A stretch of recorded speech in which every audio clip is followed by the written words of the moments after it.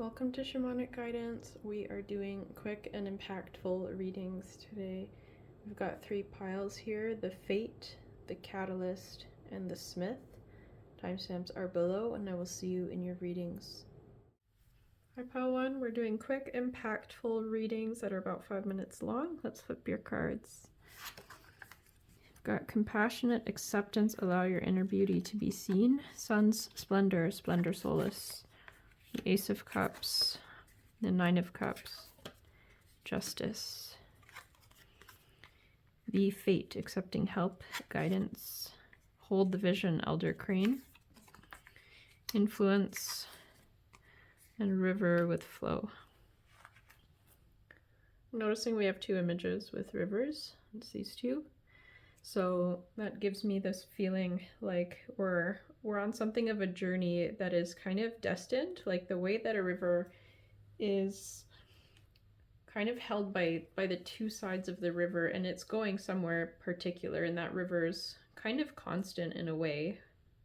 We always talk about rivers as representing change, but like rivers can also be a representation of a path that is laid out, that you're moving towards in a slow and steady flowing way. But there is this path, and I really get the sense that that's your message here. That's your overall message, that you are destined for success. You're destined to get where you want to go. But there's a journey that you're going on that's not necessarily like pretty, and it's not necessarily straightforward and one directional. Like you are constantly flowing in the right direction towards what you're manifesting, towards your desires. And it feels like you're very helped on this journey. You're very kind of protected and held as you go through this river towards where you're going. It's like you've already done the work required for you to reach your destiny, and now it's like you just have to walk out the physical journey there.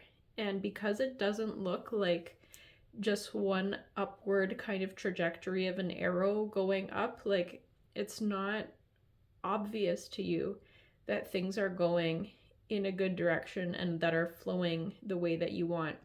I feel like if you look at your life and how it's been going, you can see that it's consistently been going in an upward direction overall.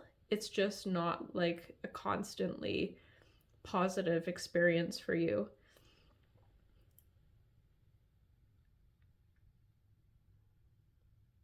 I think there's a bit of a compassion energy coming into that, because there's compassion for life itself almost, in a way, like this understanding that you're being guided to sink into, that things are not in, they're not going to look like one upward trajectory towards your desire or your destiny, even if it's your destiny and even if you're destined to get there. Like it's not going to look like some perfect picture of just always going that way. It is going to have twists and turns and ups and downs, but you're always consistently moving in that direction. And your cards are beautiful. Like with Sun's Splendor, that's one of the most beautiful energies in this deck, and it depicts abundance, radiance, fulfillment, health, generosity. It's a yes, it's kindness, it's a really beautiful energy, and so is Ace of Cups and Nine of Cups. And Justice just feels like that destined place that you're going to. And the Fate there, although I'm really picking up like the polarities of fate and destiny with this card, because fate is like what you're dealt, and destiny is what you create out of it. And I feel like the path that you're navigating, you're always heading towards destiny and you're always heading in the right direction, but it's like you keep having moments where fate comes in, and these are moments where you need to direct that fate into destiny. Like, this is a path that you are engaging with. This influence card is interesting. I'm going to pull another card. With the influence card, I pulled one more to clarify, and it's really interesting that we get labyrinth, because this is exactly the message of whatever journey you're on. Like I've been saying from the beginning, this is not a straightforward singular journey. It is like a labyrinth where you are going to meet that center point, but there is a path to walk there that doesn't look that straightforward.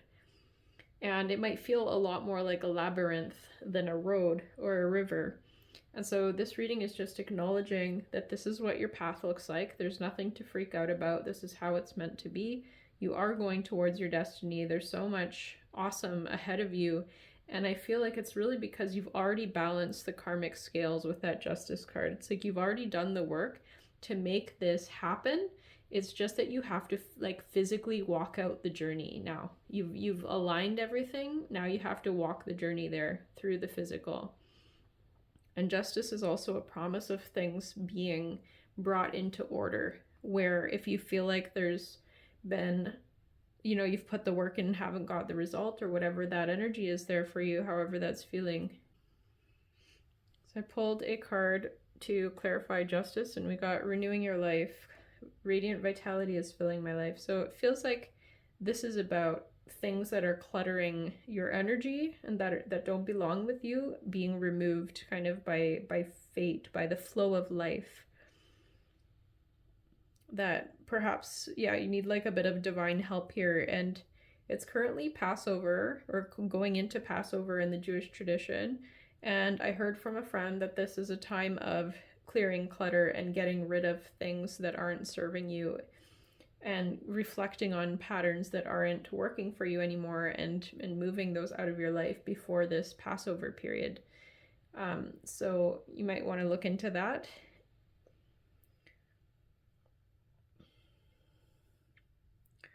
And I think for you, what needs to go is this belief that you're not going to make it, that you aren't going to be successful, that what you're destined for isn't actually happening, or that it's not for you, because you really are destined to meet your goals, to reach your goals. And this belief that you can't do it, or that you might not make it, needs to go. This is what has to go. And in order for you to do that, it's like there's a knowing in you that you're going to reach your destiny, but it's the fact that the path hasn't been totally clear and easy and straightforward that's getting to you.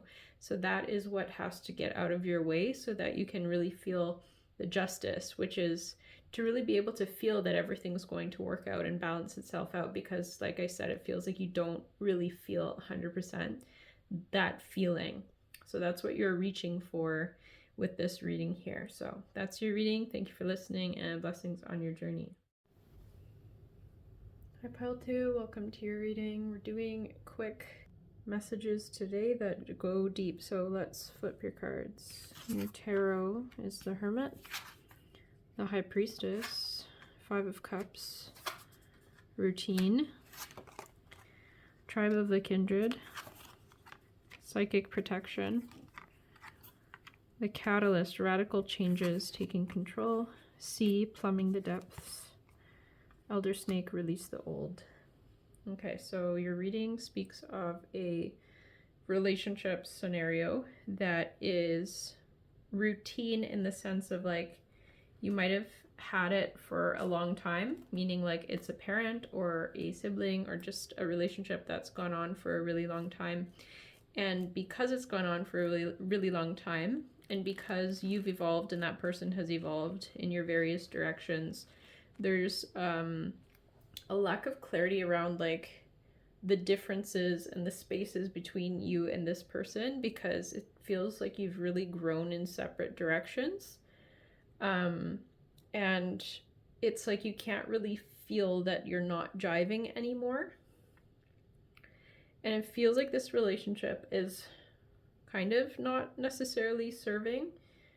It feels like there's a lack of conscious awareness around this relationship and the effect that it has on you. And the ways that it kind of takes you out of yourself and out of your, your big self energy. It takes you out of your connection, and kind of puts you into energy that's not great, honestly. Like, it just feels like you need to release. It's really like that snake card, like shedding the skin of you in this relationship and that person in this relationship. And there's not necessarily like a need for you both to go your separate ways. It's just that there needs to be conscious awareness that's brought into this connection, because it really feels like it's gotten bogged down and confused because of it just being in your life every day for so long. Like, there's a real lack of clarity around whether this person fits into your life in this way, and whether this is in the flow. Like, it's not like a natural true alignment anymore. It's just become like a routine every day. Oh, we're just going to do this because we're here together. Or, oh, we'll just go here because that's where we've always gone. And so there's this out of alignmentness that's happened where you're not being true to your soul and your true desires, and same with that person. And it's just, this is just what we've always done, so we're just going to keep doing it. So there's a need to explore this with the sea plumbing the depths, and the catalyst, radical changes, taking control. Like, there's change that needs to happen here. So I spoke earlier about the potential of releasing this person, that you don't necessarily have to let go of this person. I'm curious what emotions it brought up for you as you were listening, because with this next kind of clarifying card, we have inspired realization. See where your efforts take you. I'm curious about whether you are just really kind of torn between continuing the relationship with this person or putting energy into kind of healing it.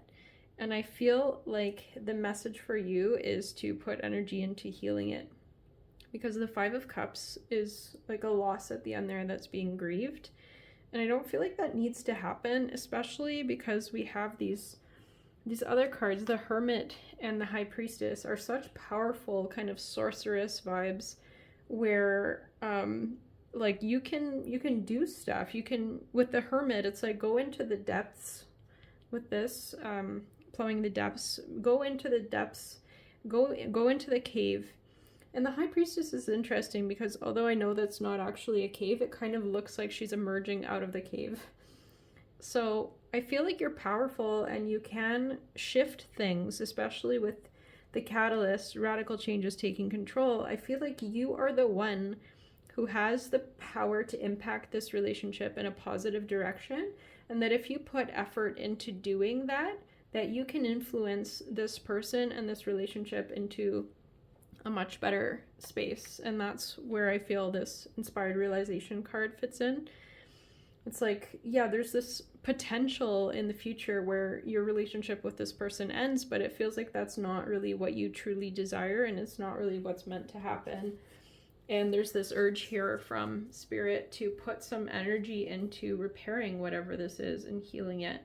And that's also a journey that you take for yourself, within yourself, because if you remove somebody from your life and you don't do the inner healing work to kind of smooth out why there was resistance between you and that person and where things went wrong and all that, it's like it will just remanifest, because essentially your relationships with others just reflect the one that you have with yourself.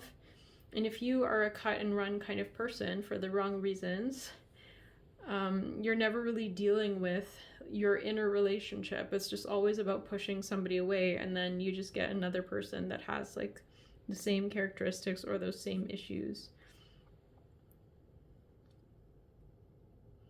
And what's interesting is, like, instead of the 5 of Cups, the card we can end on is the Fall, which is like throwing yourself out into potential and seeing where you land based on the efforts that you take. So this reading is very much acknowledging you, like, as a creator of your reality.